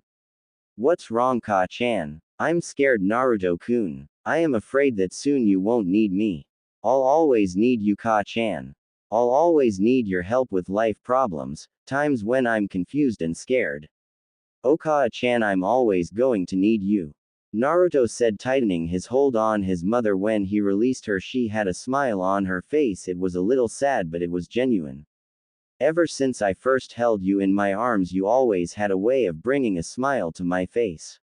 I know I'm probably acting silly, but sometimes we can't help the way we act when our hearts are in danger." Naruto smiled at his mother and hugged her again. Kurenai smiled as she held her almost 5-year-old son. "I also thought I had years before you would be interested in girls and find the one that you would one day marry. I didn't think that you would be engaged before your 10th birthday." Naruto laughed a little. Kurenai joined him as she wiped her face. "Thank you, Naruto-kun, for coming to check up on me. I love you, my son. I love you to Okawa-chan." After Kurenai cleaned herself up a little, she and Naruto walked out and into the living room. Kurenai walked into Kakashi's arms. "I'm sorry if I was being rude earlier." "It's okay. Kakashi-san explained everything to me." Kurenai nodded as she walked into the room and sat down on the couch next to her husband. Naruto sat down on a cushion next to Tamari. as the four future family members sat together and enjoyed a slice of cake apiece. Tima-chan, what kind of things do you like to do in your spare time? Well, the family spent the night getting to better know one another. Naruto smiled when he heard her say she loved the smell of dessert flowers and got a thought in his head about a welcoming present for his future bride. That night, as everyone was getting ready for bed, Naruto was wearing his mask again as he laid down in his bed and pulled his covers up only for his door to be opened by none other than Temari. Naruto-kun, can I stay in here tonight? Without really thinking about it, Naruto pulled his covers back and said, sure. Temari nodded as she walked into the room. Once she was under the covers with Naruto, she turned on her side and looked into his eyes. Naru-kun, thank you. For what? For being so kind to me today. Naruto smiled at Temari and wrapped his arms around her as if to hug her. Anytime, Tima-chan. Temari smiled as he held her and returned the hug. The future man and wife fell asleep soon afterwards like this, Temari's face tucked into his chest while his head was on top of hers. Kurenai and Kakashi walked down the halls and looked into Temari's room and saw the bed still made, looking as if no one had touched it. In a mild panic, the parents ran to Naruto's room to see the blonde and black-haired children snuggled together. Kurenai couldn't help but gush at the sight. Kakashi produced a camera and took a quick snapshot of the pair of them. This will definitely be something to show the girls when the picture is developed.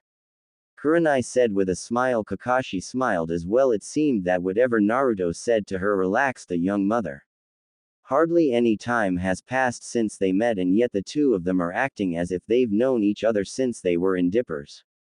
Kakashi said, already calling each other kun and chan, I swear it's as if they've been engaged for years. Kakashi joked. Kurenai laughed a little as she allowed her husband to lead her away from the sight once they closed the door to Naruto's room.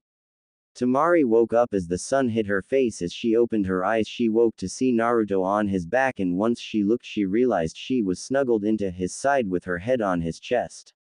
Morning, Tima-chan. Temari looked up to see Naruto looking down at her. Temari smiled.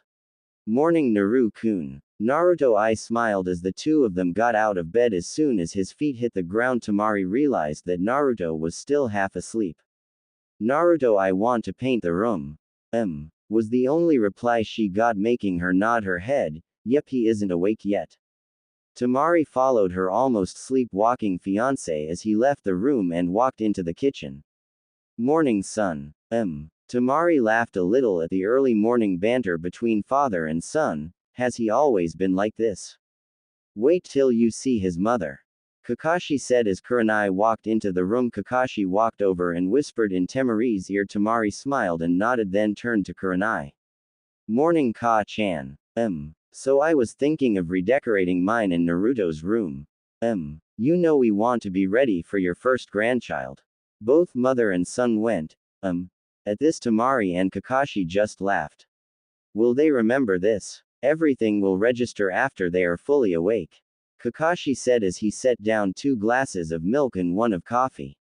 Both mother and son took long draughts of their drinks, then seemed to completely wake up. Morning, Kashi. What do you mean, grandchild? Kurenai yelled. Temari and Kakashi were fighting smiles that were threatening to plaster their faces. Kurenai, they're pulling your leg.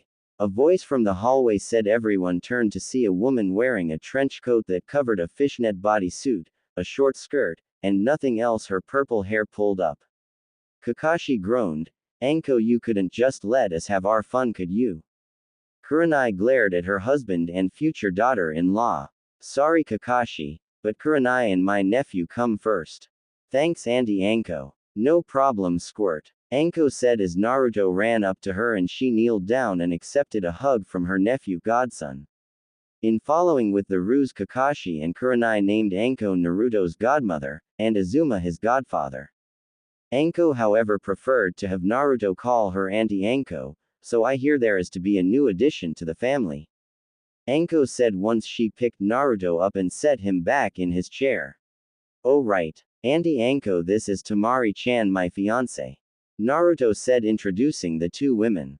Anko looked at the former Suna resident. Temari was a little scared under the young woman's watchful eye. Anko almost looked like a snake looking at the rat it is about to strike. As it turns out, she was in a move Tamari couldn't follow. Naruto's hand appeared and had a hold of a snake that looked ready to attack Tamari. Auntie Anko, Naruto said in a stern voice. Though she put on an innocent face, Anko was shocked at how good Naruto's reflexes were. She wasn't the only one. Naru-kun, I didn't even see you move. Naruto gave a small laugh and scratched the back of his head with his free hand. Two-san likes to surprise you every once in a while, and if you don't react quickly enough you'll regret it. Tamari nodded when she threw back to Naruto's display against Sasuke Uchiha. Oh, so Kakashi-san created the 1,000 Years of Death technique. Precisely. However, I was only able to use it against Naruto once. After that it became a game to see which one of us could get the other.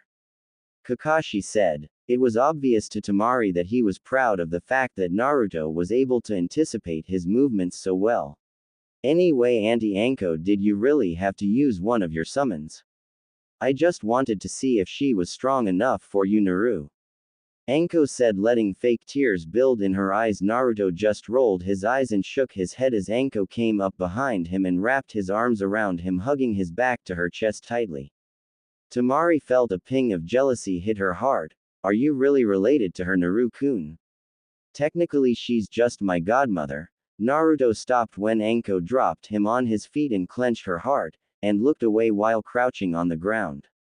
But she's more like an aunt, so I call her Auntie Anko instead of godmother. Anko seemed to recover instantly and returned to hugging her nephew. I knew you didn't just think of me as just your godmother. Anyway, I actually came over to say congratulations to the two of you and offer early wedding presents. Anko said as she once again dropped Naruto and left the room. Tamari stared after her. Is she always like this? Only when Naruto is around. She, like his mother, fell completely in love with him. Any other time she's threatening torture or making innuendos. Kurenai is the closest thing I have to a sister. Of course I'd fall for her son. Although I think it would have been cool if he had inherited her eyes. Anko. You know why he doesn't have these eyes? Kurenai said as Anko walked back into the room, her hands behind her back. Yeah, I keep forgetting it's a trademark of your family. A Tamari's confused look. Kurenai said, my eyes are special because they allow me to see genjutsus and their weaknesses. However, it's extremely rare for anyone to get them, hence why it isn't considered a bloodline. Since he wasn't born with them, Naruto is more likely to become a ninjutsu, kenjutsu specialist like his father, grandfather, or a mix of both. I want to wait and see what element type 1 am before I make up my mind. Naruto added. Tamari nodded, understanding a little. So unless he was born with those eyes, then he never would have gotten them. Correct. Kurenai said, sounding a little sad. Anko changed the subject when she set down two wrapped gifts in front of Naruto and Tamari. I decided to get the two of you something special. Naruto smiled as he opened the gift in front of him and revealed a weapons pouch along with a pair of gloves that only covered up to his knuckles and a new trench coat that had a white wolf on the back. Oh, this is so cool. Thanks, Auntie Anko. Naruto yelled as he ran forward and wrapped Anko in a tight hug. Well, it suits you, Naruto. After all, with names like the White Fang and Copycat, you have to make yourself known. Anko said with a smile, returning the hug, a tear leaking out of her eye. Tamari's gift was similar to Naruto's, well, at least with the weapons pouch, but there was also a book inside. When Tamari picked it up, she saw that it was a wedding planner. I don't know your clothing size or what type of fighter you'll be, so I figured I'd get you a gift that you can use in the future. Thank you very much. Tamari said as she started to eat the breakfast that Kakashi set down in front of her. Anko joined them for breakfast, and watched with Kurenai when Naruto did his morning routine with Kakashi, only this time Tamari joined them in the exercise portion. Once they had finished the warm-up, Kakashi produced a light blue scroll and handed it to Tamari. Since you haven't started taijutsu training yet, I'm going to be teaching you a style called Raven's Wing. Can you guess as to why it is called this? Tamari shook her head, so Kakashi turned to his son, Naruto. Because it supports Wolf Fist. Correct, very good, son. Naruto beamed at the praise. When my grandfather developed Wolf Fist, he also created a style that works with it just like ravens and wolves work together in the wilderness. Wolf Fist is a style meant for mid to close range fighters, whereas Raven's Wing is for mid to long range fighters. Temari, I'm teaching you Raven's Wing so that you and Naruto can work together on the battlefield together and stick together on the same team. Temari and Naruto nodded at his words. Now Naruto practice the basic katas on the dummy again while I start to teach Temari the basics of Raven's Wing. Hai-to-san, Naruto said as he went to work following his father's orders. The morning passed like that until Kakashi and Temari were both surprised by the sound of shattering wood. All four spectators looked to see a splintered dummy in front of Naruto who was breathing heavily. Anko was the first to recover. Ha, ha. That's my nephew, she yelled while clapping, making Naruto beam at the praise. Kurenai walked forward and hugged her son. Kakashi walked over and then beamed at his son and clapped him on the shoulder. That's my boy. Naruto beamed at his father's words. Temari walked up to Naruto and kissed him on the cheek. Well done, Naru-kun. Thanks, Tima-chan, Naruto said as he kissed her cheek as well, making Temari blush. 3 years later, two 8-year-old children awoke from their slumber, the boy wearing nothing but a pair of shorts. The girl was wearing a normal nightie for her age, but the blonde girl was snuggled tightly into the boy. Naruto and Temari had shared a bed ever since that first night together, and neither ever thought about sleeping in a different bed. Morning, Naru-kun. Temari smiled at the sound as she looked over at their windowsill where she saw a flower box filled with her favorite desert flowers. She smiled whenever she looked at the first birthday gift her husband-to-be ever got for her. The next time she had seen Ino, she had thanked her for helping Naruto with the gift. She was surprised when she learned that Naruto hadn't gotten any help from the Yamanaka family when he ordered the flowers for her 2 weeks before her birthday. That night she kissed Naruto on the lips and hugged him tightly, though he didn't know why he didn't say anything to stop her. Today they had a day off from training because Kakashi and Kurenai had an appointment with the doctor recently. Kurenai hadn't been feeling that well. She kept throwing up and the only things she seemed to be able to keep down were crackers or wafers. Although both parents smiled every once in a while, they weren't saying anything till they had a healer double check on things. In the 3 years since they started training together, both had spent their mornings learned their fighting styles and their afternoons as their free time. The two of them spent most of it walking around the village. Every once in a while they'd spend time with their friends. Temari and Tenten had become the best of friends. Both had a similar dream to prove the true worth of the kunoichi. Naruto and the future weapons mistress had always gotten along because of his interest of one day becoming a kenjutsu specialist. Naruto always smiled when his friends made the effort to involve Temari in their plans as well. Naru-kun, we need to wake up. Temari sighed. Free noddles at Ichihara's. Temari said, making Naruto almost jump out of bed. What, Tima-chan, do you really need to do that to me? Naruto said once he finished waking up. He laid back down and wrapped his arms around her again. We need to get up. The gang is expecting us in about an hour. Naruto nodded as he rubbed his eyes and slowly let go of her warm body, slipping out of bed. Naruto wasn't the only one who hated to let go of the other in the morning. Temari was always comfortable in his arms and always missed his warmth, and as Kakashi kept teasing her, pillow. It's true that the two of them loved falling asleep together, but Temari didn't understand why her future father-in-law loved to tease them. At least Kurenai was kinder and loved having another girl in the house. Both Naruto and Temari had just entered into the Shinobi Academy and were in a class with all their friends except for Tenten and Neji. Neji actually was always kind towards Naruto because of the great service he had done the Hyuga clan. One night while Naruto and Temari were walking around the village, Naruto caught sight of something they both found suspicious. A man wore a mask and completely dressed in black, but the mask wasn't anything Anbu ever wore. What's worse was the man had a sack and was skulking around the Hyuga compound. There's something in that sack that doesn't belong to that man, Naruto said before he charged at him. Temari followed behind. Wolf Fang Fist, Bite Strike. Naruto called out as he shaped his hand into a claw-like motion and hit the man above his heart, making the man gasp. Temari took advantage of his lapse to grab the sack before it hit the ground. Naruto then performed a perfect back spin kick and knocked the man onto the ground. Naruto took up his stance in front of his fiancée, waiting for the man to try and retaliate until Hiashi and Hisashi Hyuga showed up. Hisashi made the first move and rendered the man unconscious by simply pressing a point on his body. Temari then opened the sack only for a shivering Hinata to almost fall out of it. Hiashi walked towards his daughter and wrapped her in his arms, then looked at Naruto and Temari. Thank you both for stalling him long enough to allow us to catch up. The Hitaki and future Hitaki bowed and said together, it was our honor, Hyuga-sama. Hiashi smiled as he carried his daughter away. Hisashi walked up to them. I'll escort you two home once someone comes along and deals with this trash.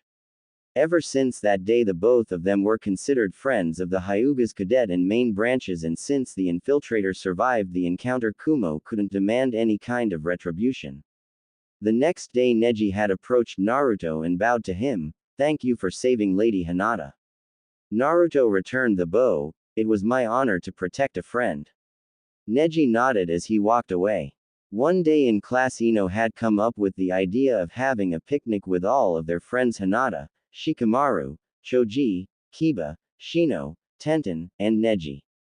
The idea sounded great to everyone but Shikamaru, who just said, troublesome, when asked if he'd like to come.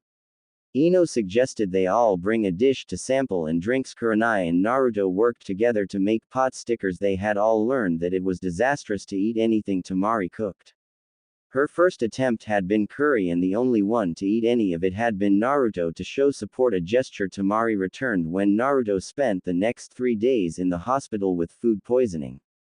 Kakashi joked about taking the curry to Anko to use in the interrogations and tortures she performed. Anko returned the next day and gave the pot back. The Hokage felt like this was cruel and unusual punishment. Temari was saddened but smiled with Naruto just said he'd keep trying her cooking until she was happy with it. Eventually, Kurenai begged Temari to stop poisoning her son to make her stay out of the kitchen. Although from that moment on Naruto seemed to have immunity to any poison Anko tried to use against him, so she might had poisoned his stomach, but she had helped improve his ninja career. Naruto, however, turned out to be a great chief, so they agreed to leave the cooking to him when they got a place of their own. Temari smiled when she thought about that. She always loved dreaming about their future away from the Hitaki family home. Neither of them wanted anything fancy, just something comfortable where they can live away from the noise of the village's daily life. Temari wanted to have a garden where she could grow her favorite flowers and a nice spot with a large tree for them. Her favorite activity to do with Naruto is sit between Naruto's legs and lean back into his chest, then listen to him read to her. It didn't matter whether it was from a scroll or a book, ninja or civilian. At first she couldn't explain it, but she always felt so safe and warm when they were like this, and she couldn't get enough of it.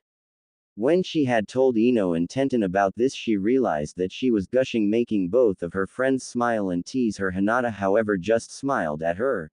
You're lucky to have found someone who makes you feel so loved. Temari at first had been surprised by the remark. That night she talked with Kurenai. How does one when they're in love? Kurenai just smiled at her. Does your heart race when you see Naruto? Temari nodded. Do you get a feeling in your belly like there are hundreds of butterflies fluttering in it? Temari nodded again. When he holds you, you feel safe, warm, and happy for no reason. Yes. When he does something for you out of the kindness of his heart, you cry, but it because you're happy, and you just want to cover him in kisses. Yes. And finally, are there moments when you feel like you just might melt from the warmth in your chest? Mainly when he does something as small as run his hand through your hair. Yes. Then, my dear, you are in love with your future husband. Temari didn't know how to take the news. After all, the only one that had shown her any form of love had been her mother. Temari, however, was too young. Remember her clearly after she had died giving birth to Garage. She never told Naruto about the talk, but she wasn't worried, especially when every once in a while when she would catch him smiling at her for no reason, and the look on his face always made her turn away to hide a blush. As Tamari bathed, she smiled, remembering when she found out that when Naruto looked at her like that, it was his way of showing his feelings towards her without saying anything. She noticed it mainly when Kakashi would look at Kurenai the exact same way. Kakashi isn't a very outspoken person, so I know when he looks at me with that look of absolute devotion, it's his way of saying he loves me.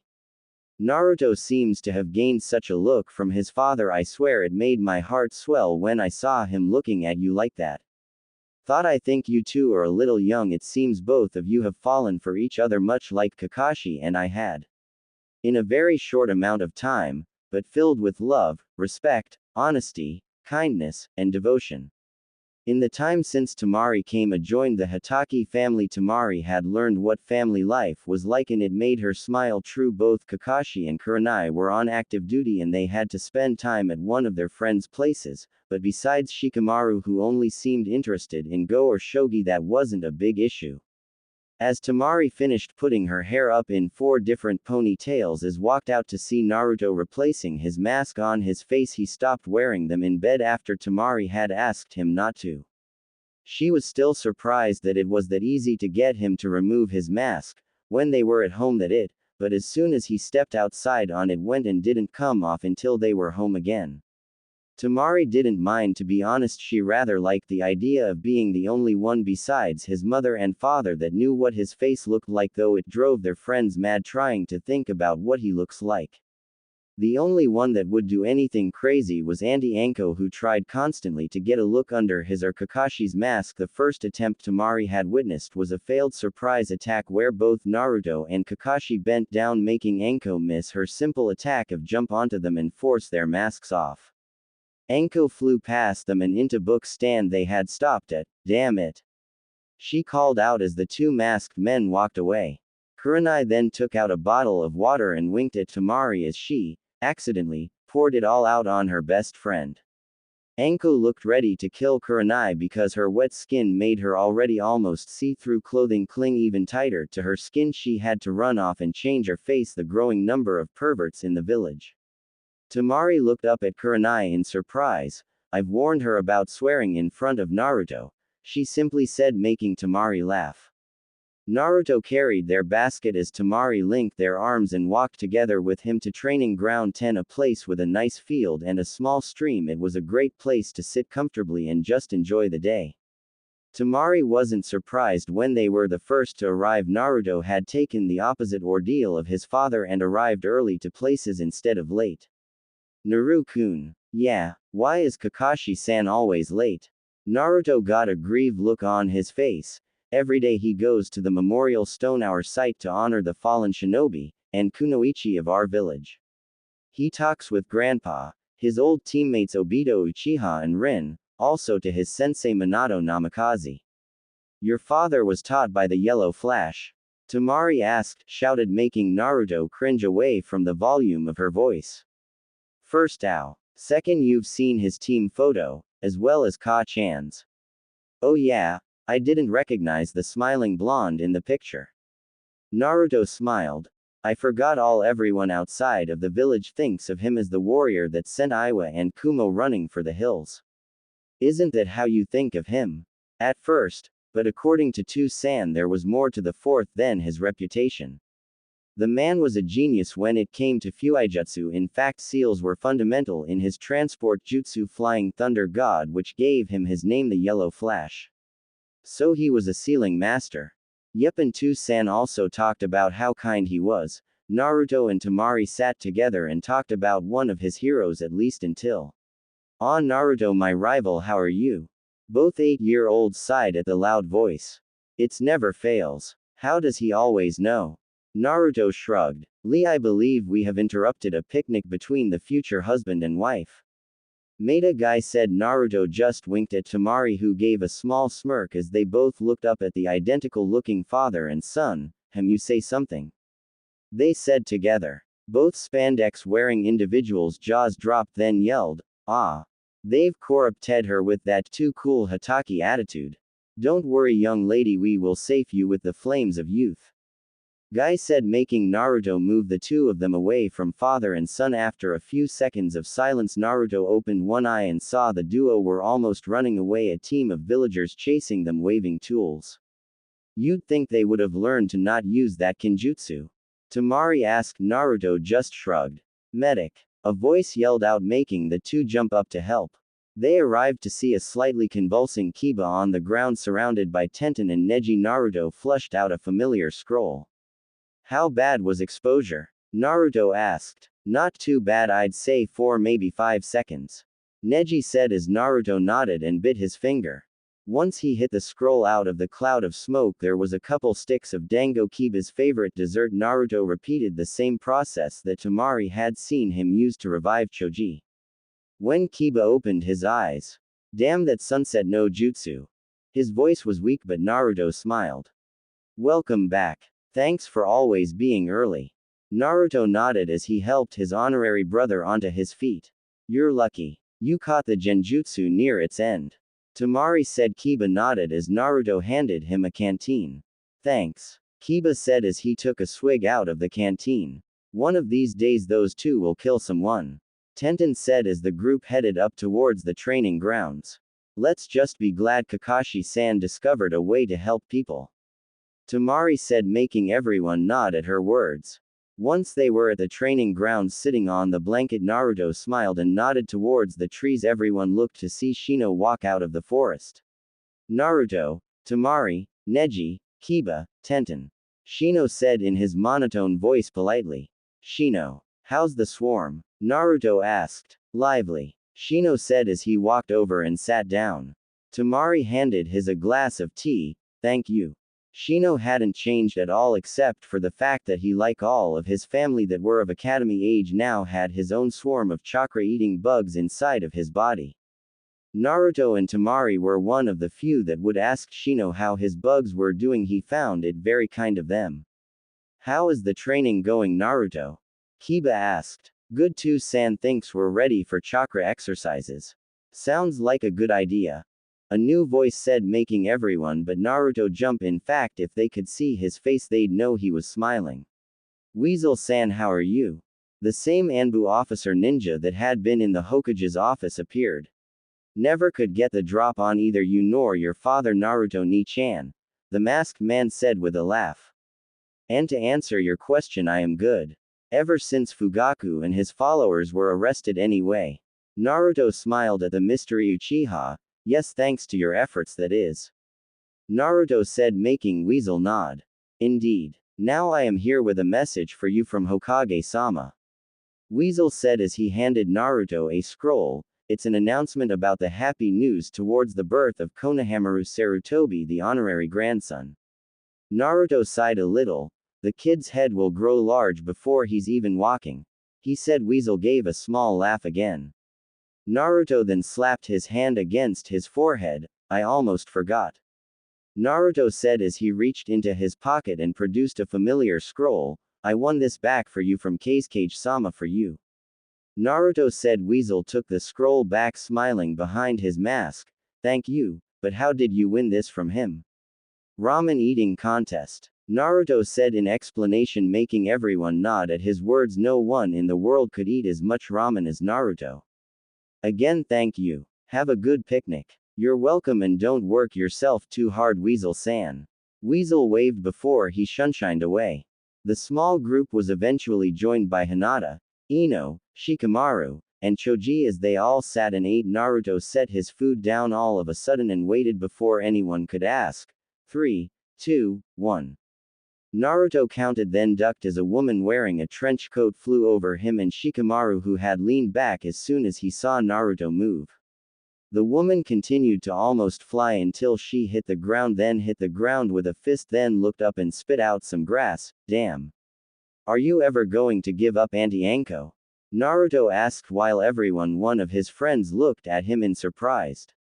Naruto has an aunt. They all thought at the same time. One day I will see what you and your father hide behind those masks of yours. You could just ask. Naruto said, making Anko mouth hang open for a few seconds before she started to hit her head against the ground.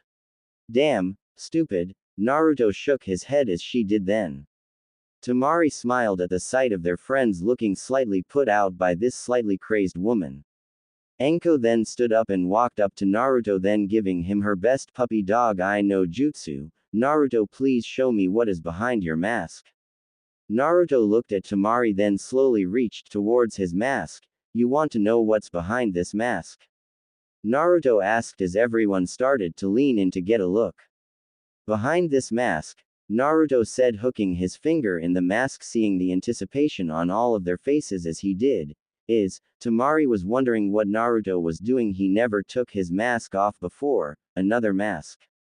Naruto said, revealing his second mask, making Anko, Hinata, Ino, Tenten, Kiba, Shikamaru, Neji, and Choji deadpan and face fall onto the ground.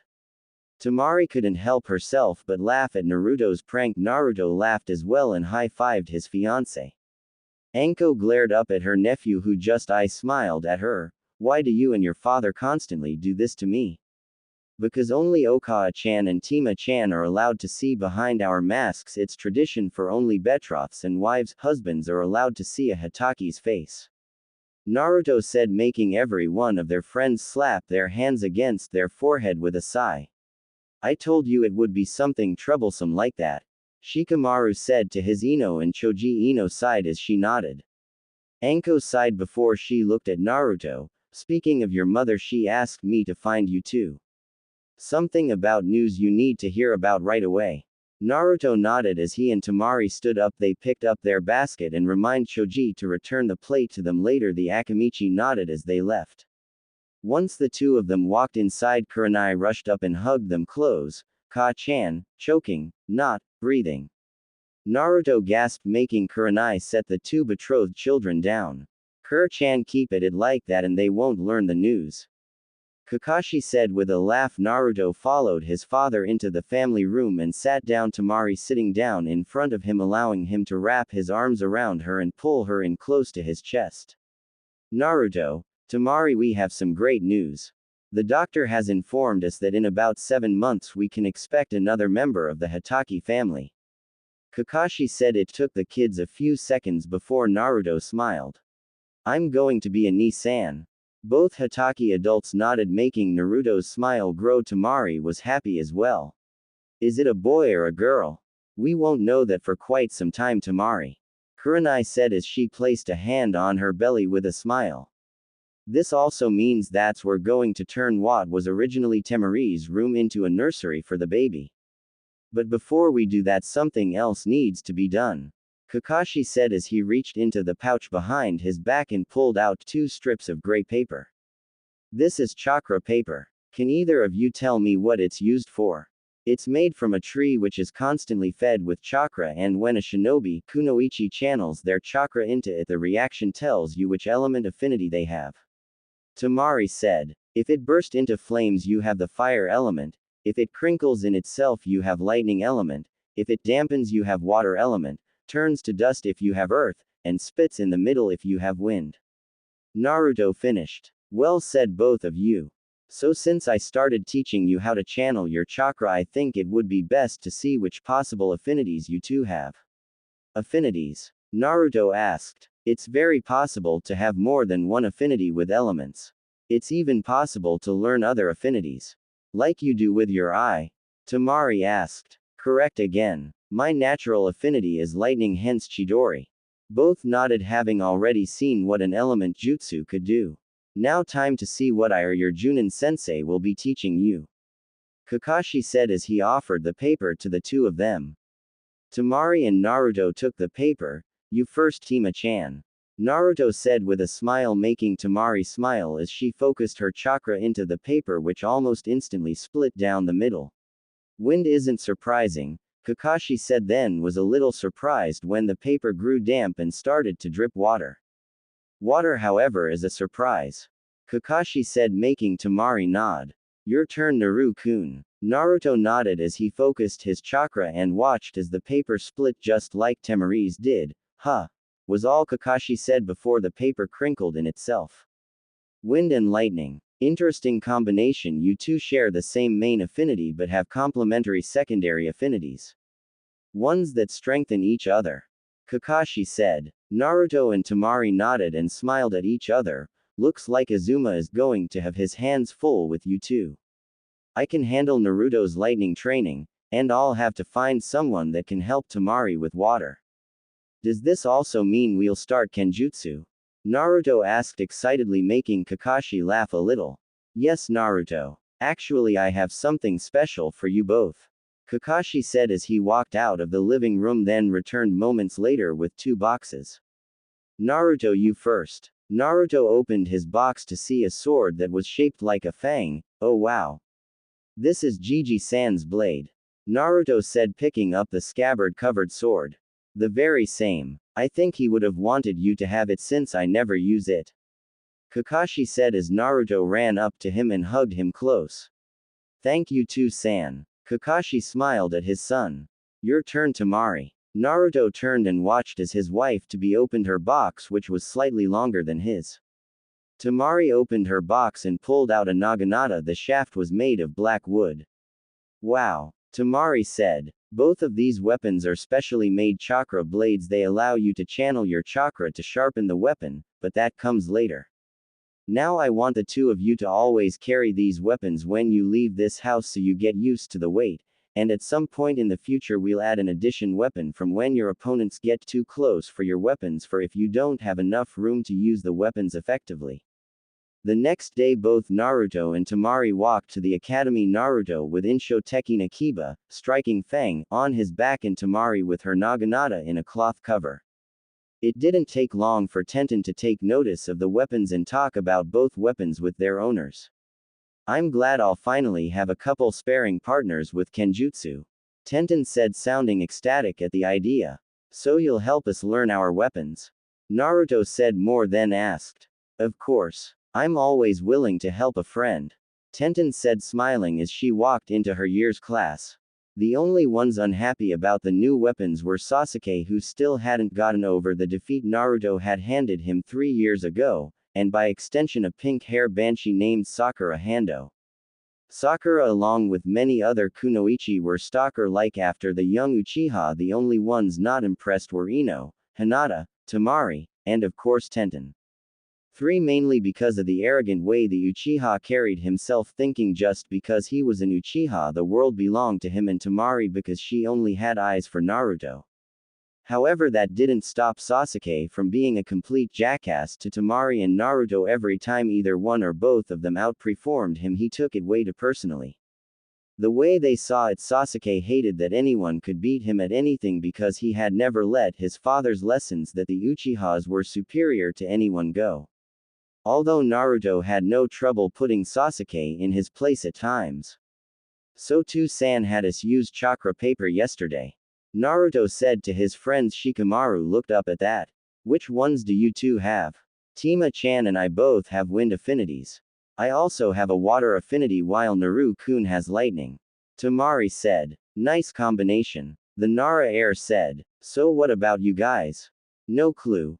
Was the answer all the friends gave, making Naruto sigh. You guys shouldn't rely on those family techniques so much, they become a crutch after so many generations. Naruto said. Shikamaru looked thoughtful then nodded. Wouldn't hurt. Sweet, so we look into it after school? Naruto asked his friend, who all nodded. So what news did your mom and dad need to give you too? Ino asked, making Naruto slap his forehead. I forgot. I'm going to be a Ni-san. Naruto announced to his friends, who all were surprised and said that was great. Well, except Kiba, who said, I feel sorry for you. Naruto laughed at his brother in all but blood. The day's class passed quickly. The group gathered together at the Hitaki house, gathering around each other as Naruto produced the chakra paper for his friends to try. Who's first? Naruto asked as Neji sighed and grabbed the paper, only for half of it to turn to dust and hit the floor, then the rest burst into flame. Earth and fire for Neji.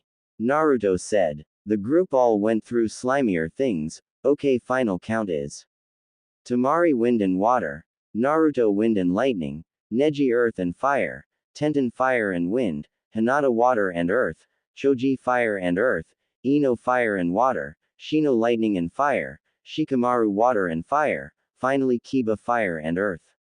Wow, that's a lot of fire element. Naruto said, making his friends nod. Well, it is the land of fire. Shikamaru said, making a few friends laugh. So now instead of just focusing on family techniques, we can all learn something new. That way we surprise our enemies. All of them will expect you to use only the family taught fighting abilities. Imagine their surprise when you hit them with an element jutsu. Naruto said, making the group nod.